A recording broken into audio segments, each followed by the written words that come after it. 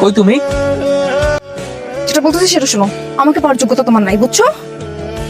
ওই ইয়াশ চৌধুরী পুরো পিছনে যে টাকা খরচ করে, পুরো মাস গেলেও তুমি সেই টাকা ইনকাম করতে পারবা, বুঝছো? সো প্লিজ আমার লাইফে ঢোকার চেষ্টা করবে না। জাস্ট গো গো।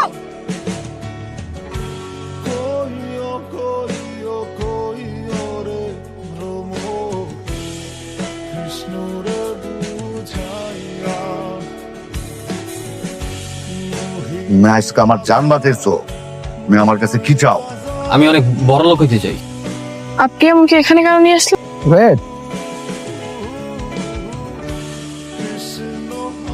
কি? তুমি? আমি যার জন্য ছিলি না, আজকে আমার এত টাকার এত ক্ষমতা হয়েছে তোর ইয়াসের দিন পড়াইয়া